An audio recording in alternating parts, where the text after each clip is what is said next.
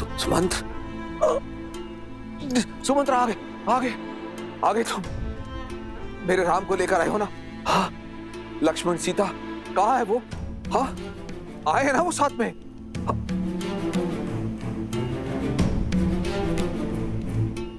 इस शुभ अवसर पर आप लोगों की आंखों में अश्रु? सुमंत्र अवश्य ही मेरे राम को लेकर आया है। उसने आज तक मेरे आदेश की अवहेलना नहीं की है। प्रतीत होता है राम सन्यासी वेश से बाहर आने में समय ले रहा। अब सुमंत, एक काम करो, राम से कहो कि युवराज के रूप में सज होकर आए और साथ में लक्ष्मण और सीता को भी लेके आए। मैं उनसे मिलने को आतुर हूं। जाओ जाओ जाओ, लेकर आओ उन्हें। खड़े क्यों हो? सुमंत्र, जाओ ना, उनको लेकर क्यों नहीं आ रहे हो तुम? सुमंत्र, वो आए हैं ना सुमंत्र?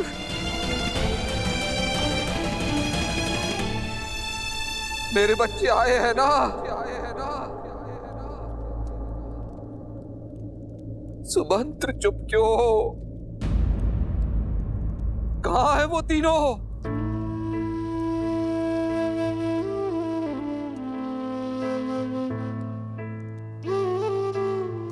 क्षमा महाराज, पहली बार आपका सुमंत असफल लौटा।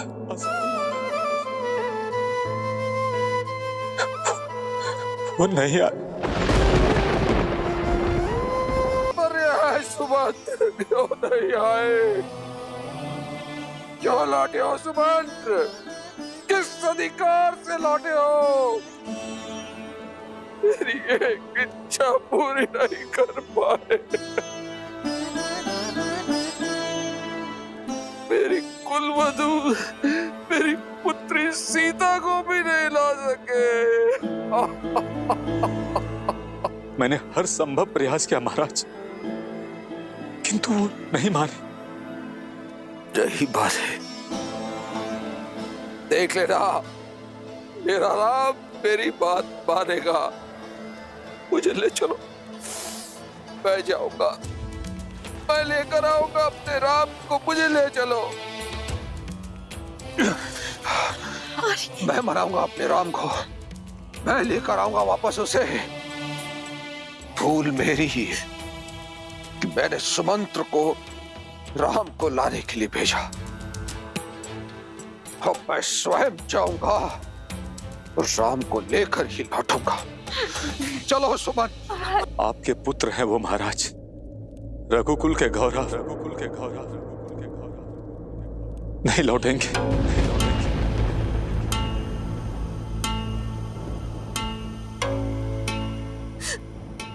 नहीं लौटेंगे। उनके गंगा पार करने के पश्चात मैं वहीं तट पर उनके लौटने की प्रतीक्षा कर रहा था।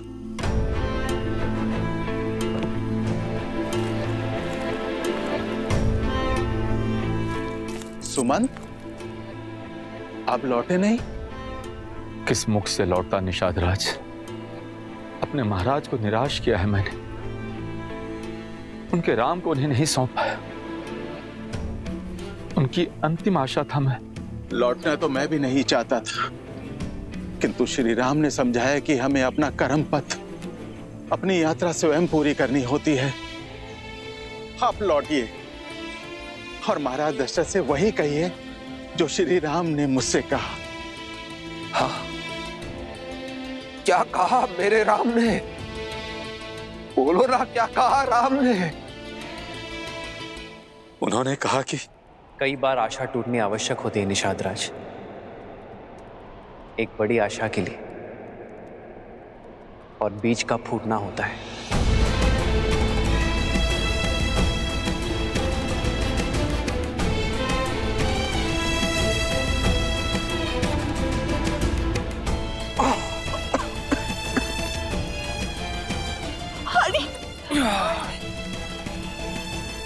राम, राम,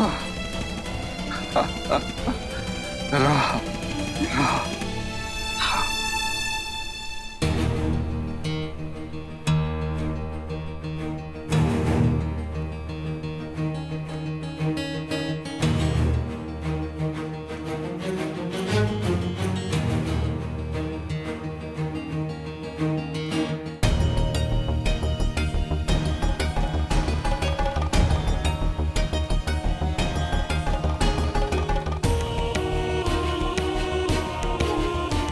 कौशल्या।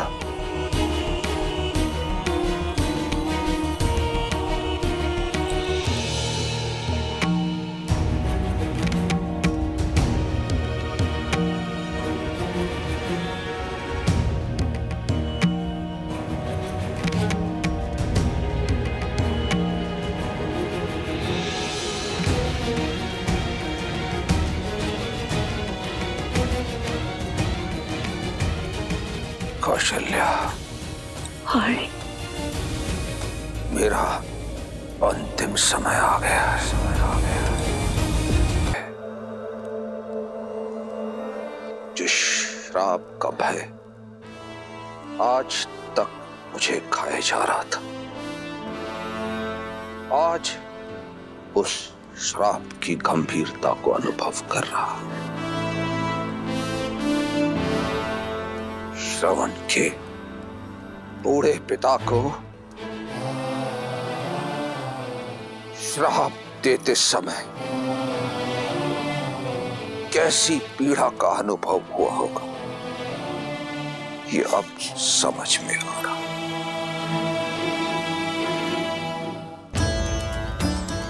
दृष्टिहीन माता पिता से उनके पुत्र को छीना है मैंने, और आज न मेरे पास दृष्टि है और ना ही मेरे पुत्र।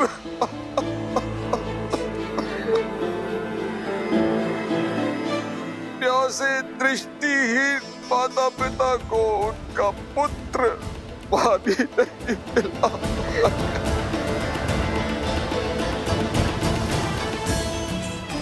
मेरे चार पुत्र हैं, किंतु कोई भी मेरे समीप नहीं है जो मुझे गंगा जल पिला पाए।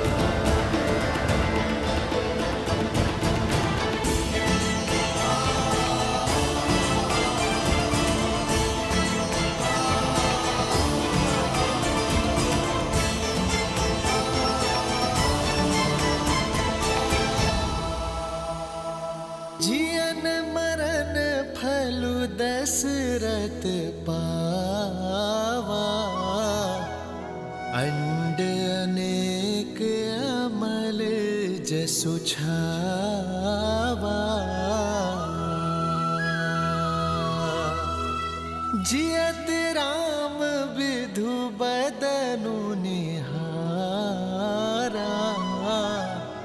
राम बिरहा करि मरनु सवारा।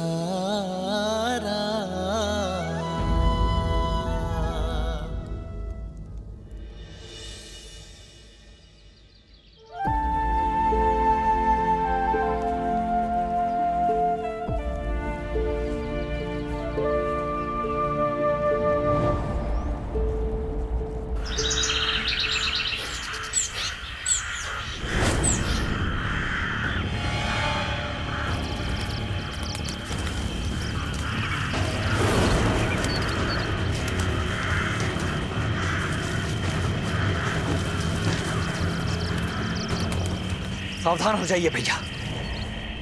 पंछियों का ये विचलित स्वर संकेत है कि अवश्य कोई अनिष्ट निकट है हमारे।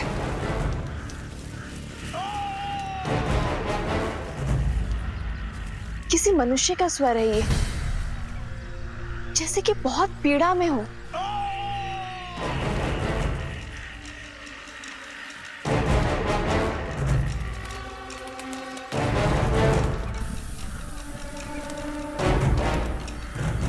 लक्ष्मण,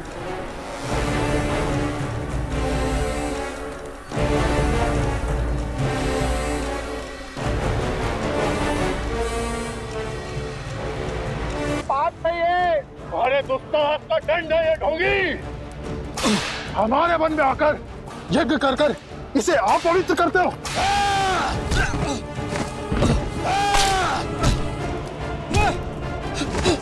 अब इस यज्ञ की अग्नि में जीवित जलोगे तुम।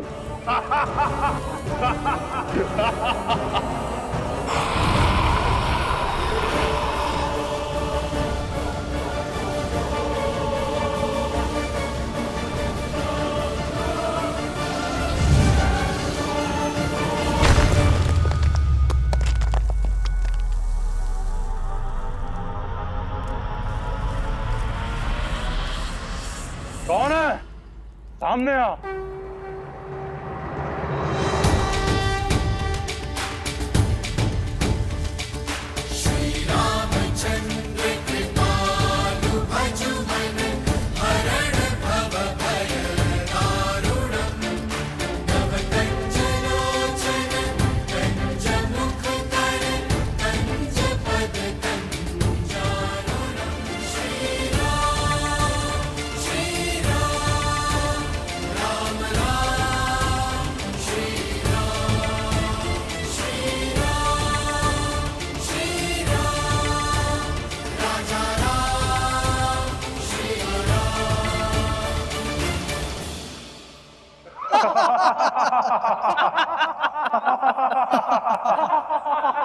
ओ, ये तो वनवासी बालक है।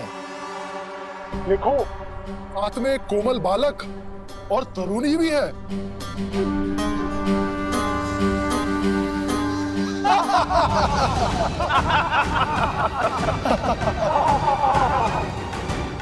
हमारे वन में हमें ललकार कर बहुत बड़ी भूल कर रहे हो नादान बालक। इन्हीं ऋषियों के साथ तुम्हारी भी आहुति देंगे। अभी एक क्षण में ज्ञात हो जाएगा कि कौन किसकी आहुति देता है। लक्ष्मण,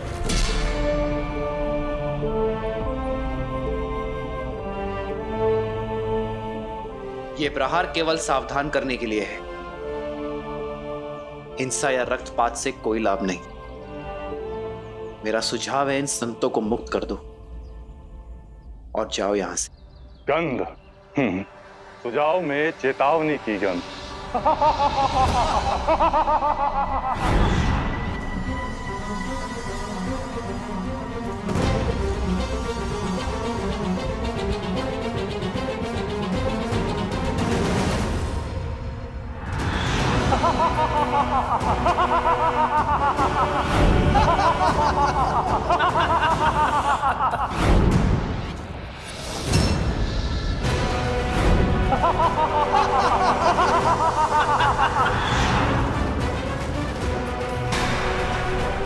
सीते,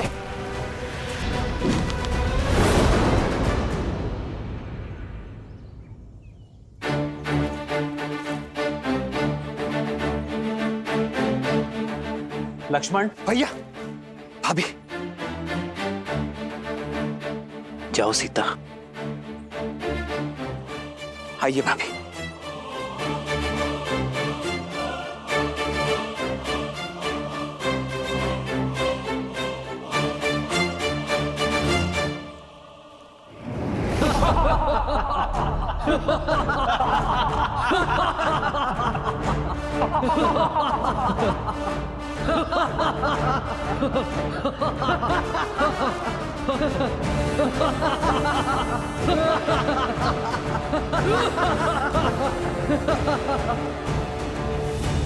संदेश उचित था मेरा। कदाचित भाषा समझनी है, भाषा बदलनी होगी।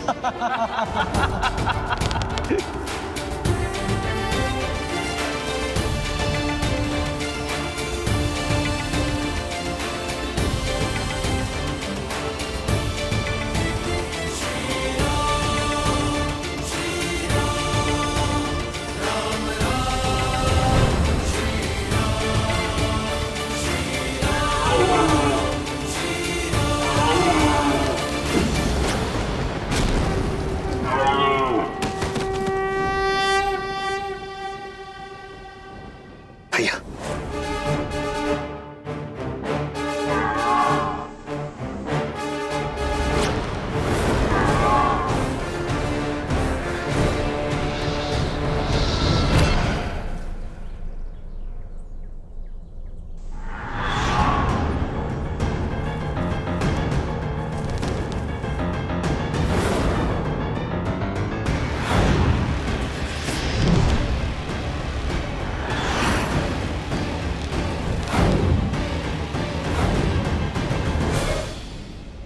भैया, ये राक्षस तो माया युद्ध में प्रशिक्षित है।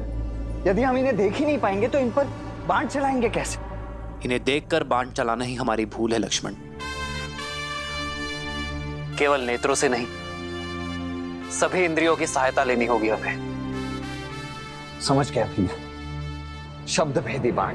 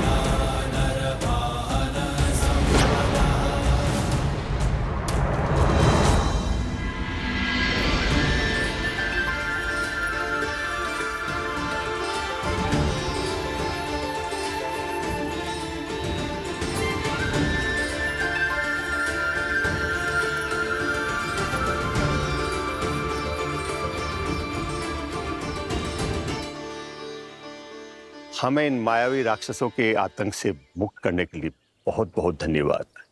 क्या हम हमारे तारणहार का परिचय जान सकते हैं? ऋषिवर, मैं अयोध्यापति दशरथ नंदन राम। राम, वही राम जिन्होंने ताड़का और अहिल्या का उद्धार किया, शिव धनुष भंग किया? जी हाँ ऋषिवर, वही दशरथ नंदन श्री राम।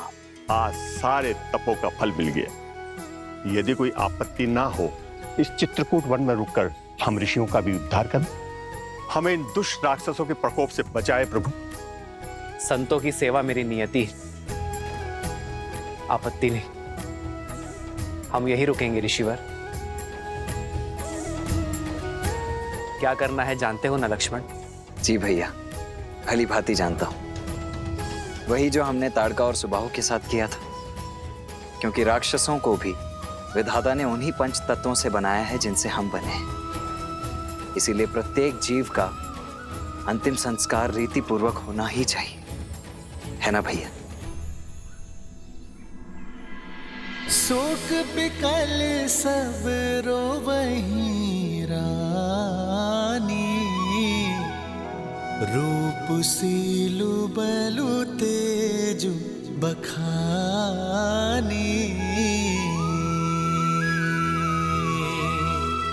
करहि बिलाप अनेक प्रकारा,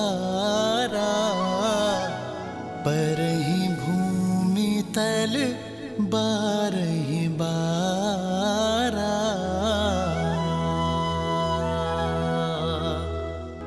बिलपहि बिकल दासरु दासी, घर घर रुदनु बरहि पुरबासी।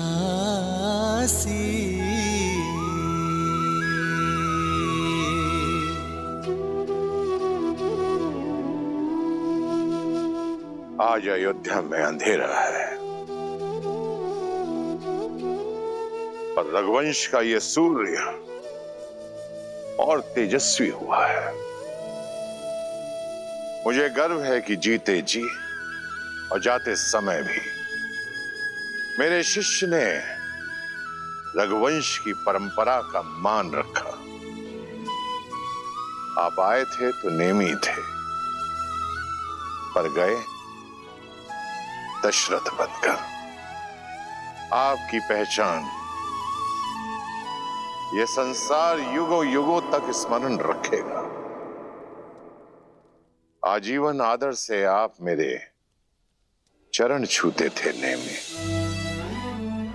और आज मैं आपके समक्ष नतमस्तक होता हूं।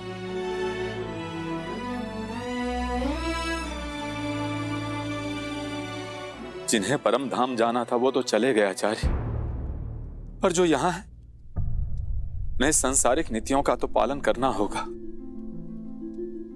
मेरा अभिप्राय महाराज की अंत्येष्टि से है। शास्त्रों के अनुसार पिता को अग्नि ज्येष्ठ पुत्र ही देता है। फिर तो इसी क्षण कुमार राम को वनवास से लौटा लाना चाहिए, जो कि असंभव प्रतीत होता है। किंतु क्या पता पिता की मृत्यु का समाचार सुनकर वो लौट आए। उन्हें उनका न्यायोचित स्थान देना ही महाराज को सच्ची श्रद्धांजलि है। वैसे भी नीति अनुसार सिंहासन अधिक दिन तक रिक्त नहीं रहना चाहिए। राज्य संचालन के लिए राजा का होना आवश्यक है। जो किसी की सांसों की डोर टूटने पर वचन की डोर तोड़ दे, वो रघुवंशी नहीं हो सकता। हम किसी भी प्रकार 14 वर्ष के वनवास से पूर्व राम, सीता और लक्ष्मण को वापस नहीं ला सकते। लौटने की व्यवस्था कुमार भरत की करनी होगी, क्योंकि महाराज के वचन के अनुसार अब भरत ही युवराज है। जी, किंतु भरत और शत्रुघ्न को आने में तो कई दिन लग जाएंगे। इतने दिनों तक मृतदेह को अंत्येष्टि के बिना रखना उचित होगा। अवश्य, क्योंकि यही परिस्थिति की मांग है। महाराज का शवलेप किया जाएगा।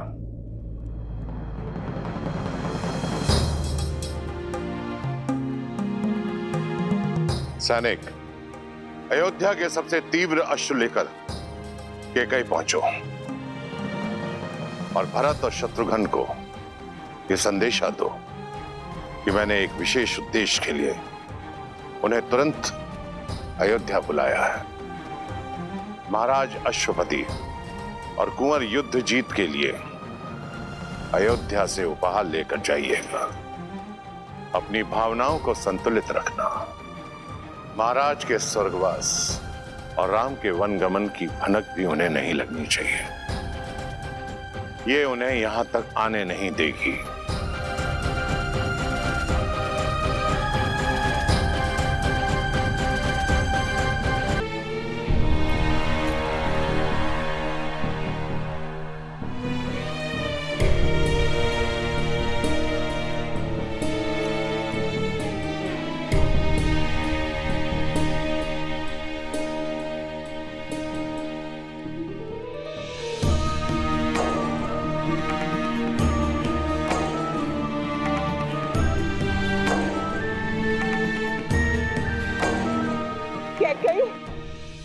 सुना तुमने?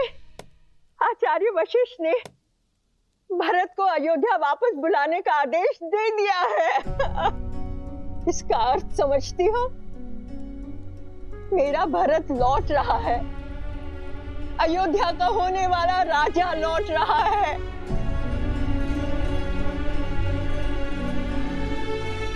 किंतु ये सुनकर चिंता क्यों? चिंता उन प्रश्नों की है जो भरत के साथ आएंगे। कैसे मिलूंगी मैं उससे? क्या कहूंगी मैं उससे? कैसे समझाऊंगी मैं अपने भरत को?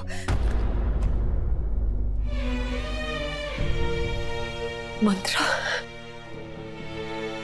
भावनाओं के ज्वार में आप, मैंने कहीं कुछ अनुचित तो नहीं किया ना? अनुचित नहीं मेरी पुत्री कैकेयी, तुमने जो कुछ किया अपने भरत के लिए किया, उसके अधिकारों के लिए किया। किंतु अचानक ये क्या हो गया? क्या तुम अपने पुत्र को अयोध्या का नरेश बनते नहीं देखना चाहती? प्रश्नों की चिंता करोगी तो भरत का भविष्य खो दोगी कैकेयी। क्या तुम नहीं चाहती कि भरत अयोध्या के राज सिंहासन पर बैठे? उत्तर दो कैकेयी, चाहती हो कि नहीं? उत्तर दो। चाहती हूँ, मैं भी यही चाहती हूँ। हर माता की तरह मैं भी अपने पुत्र के लिए सर्वश्रेष्ठ चाहती हूँ। तो फिर ये विलाप कैसा, असमंजस कैसा? तुमने बिल्कुल ठीक किया मेरी पुत्री, बिल्कुल ठीक किया। सुना नहीं तुमने महाराज ने अपने अंतिम समय में क्या कहा था कि उनकी मृत्यु किसी श्रवण के पिता के श्राप से हुई है। तुम उसका कारण नहीं हो कैकेयी, किंतु अभी बहुत बड़ी परीक्षा शेष है। भरत के लौटने पर अपनी भावनाओं में मत बहना कैकेयी, संयम रखना। तुम्हारा मार्गदर्शन न केवल भरत का बल्कि पूरी अयोध्या का मार्ग प्रशस्त करेगा। किंतु महाराज का दाह संस्कार? पुत्र के बिना कैसा दाह संस्कार? महाराज के शरीर को तेल और औषधियों से लेपा जा रहा है। इसका अर्थ समझती हो कि भरत ही आकर उनका दाह संस्कार करेगा। समझ रही हो ना कैकेयी? कहीं ना कहीं राखा दूत बोलाई बहुरी अस भाषा।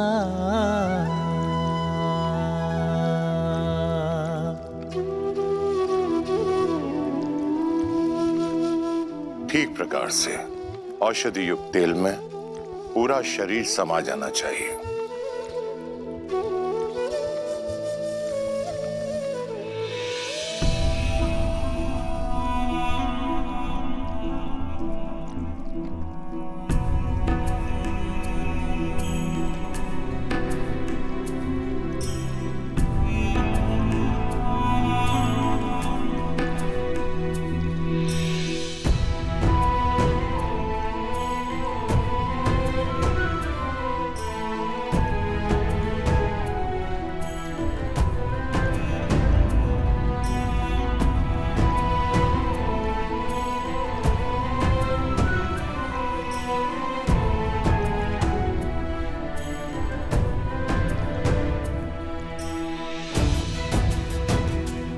आपके दोनों वचन तो पूरे हो गए हैं ना? तो अब यहाँ पे क्या लेने आई हो? क्या अपनी लज्जा भी अपने पुत्र के साथ मायके भेज दी है? शांत हो जाओ सुमित्रा, शांत हो जाओ। क्षमा कीजिएगा दीदी, किंतु अयोध्या के प्रारंभ में ये पीड़ा नियति ने नहीं, कैकेयी दीदी की कूटनीति ने लिख दी है।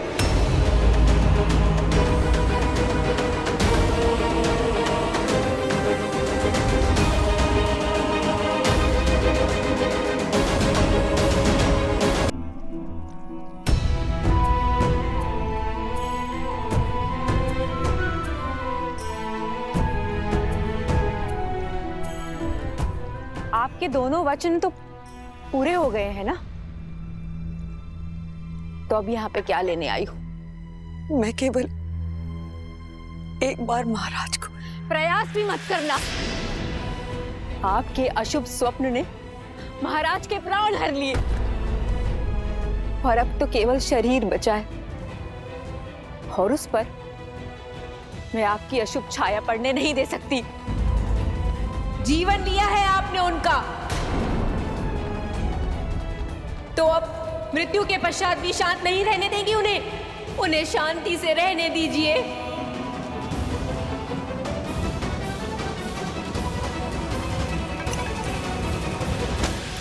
ये लीजिए, यही चाहिए था ना, इसके लिए आई थी ना। जाइए, ले जाइए इसे और सजा दीजिए भरत के शीश पर।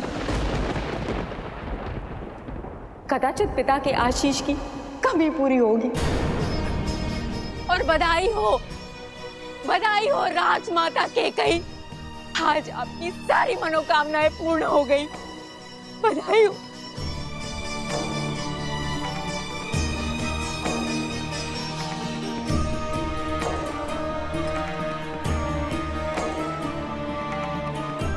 इस प्रकार से मुख मोड़ के जाने से आप सच्चाई से मुख नहीं मोड़ सकती हैं दीदी। और सत्य यही है कि आपने हमसे हमारा सौभाग्य और अयोध्या से उसका भाग्य, हमारा राम, दोनों छीन लिया।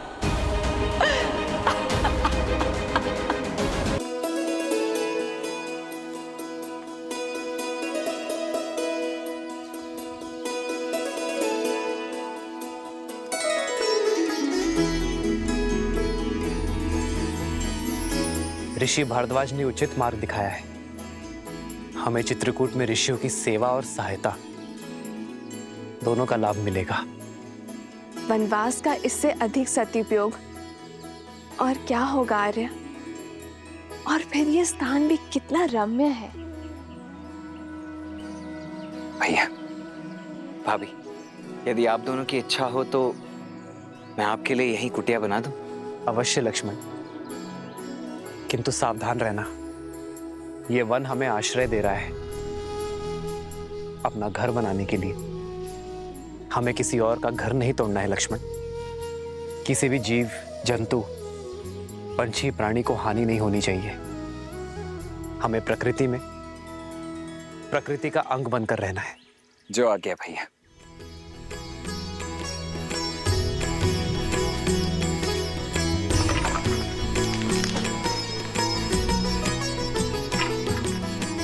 लक्ष्मण सिया सहित रघुराई, प्रेम सहित सब कुटिया बनाई। गिरिवन नदी देख मन हर्षाए, रघुवर चरित सिया को सुहाए। जब जब थक के बैठती माई, तब कंद मूल फल लाते रघुराई।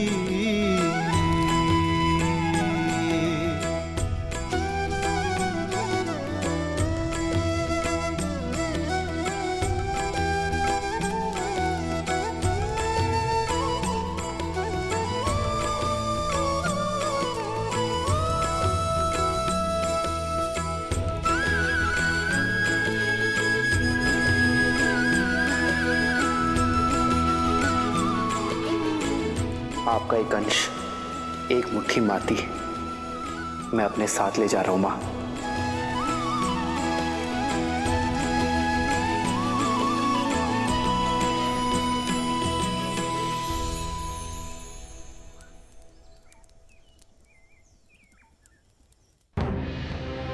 भरत क्या करेंगे आचार्य?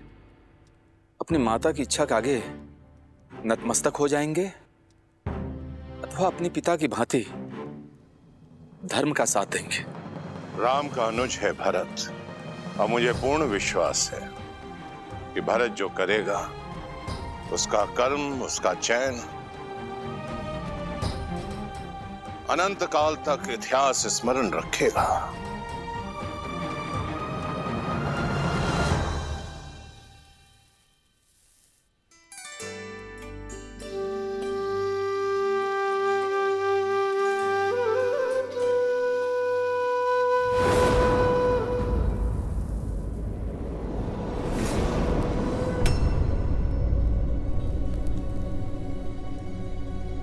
क्या हुआ भैया?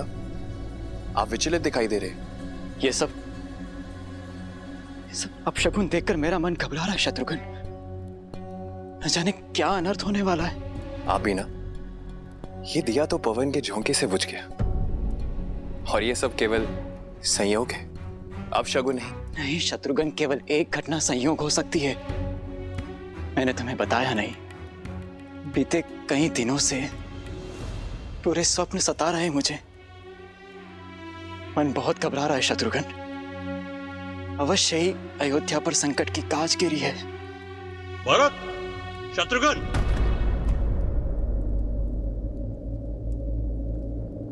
अयोध्या से कोई दूत आया है।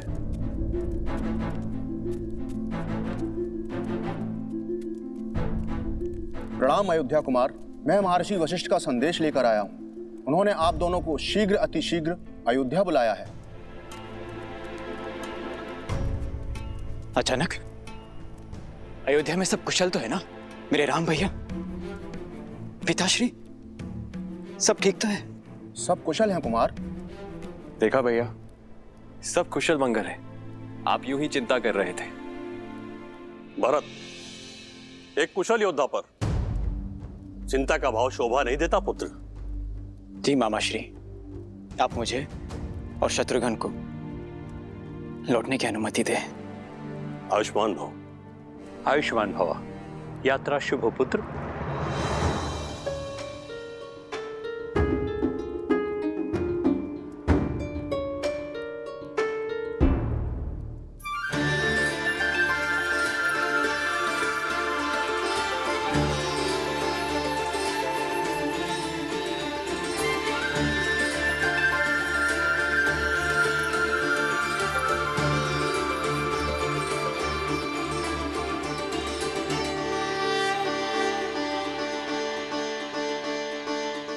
अद्भुत लक्ष्मण, बहुत सुंदर कुटिया बनाई है तुमने। आशा नहीं थी ये भी कला है तुमने। धन्यवाद भैया।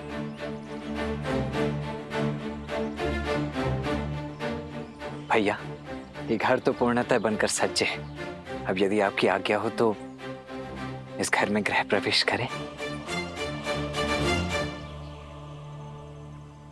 घर तो अयोध्या है लक्ष्मण, और सदा रहेगा। इसलिए आज इस चित्रकूट वन में मैं अपनी अयोध्या का अंश फैला रहा हूं। भगवान सूर्य और महाराजा हरिश्चंद्र, रघु, दिलीप, भागीरथ जैसे महान पूर्वजों को साक्षी मानकर, मेरे पिताश्री महाराज दशरथ और 3 माताओं को साक्षी मानकर हम इस कुटिया में प्रवेश करेंगे।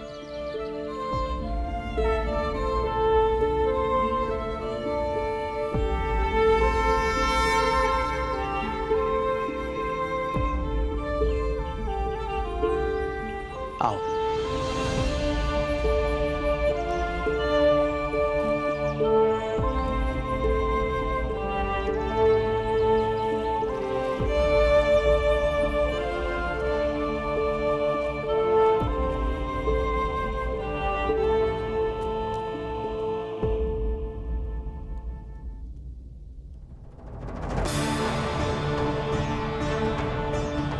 मेरे अयोध्या की पावन माटी,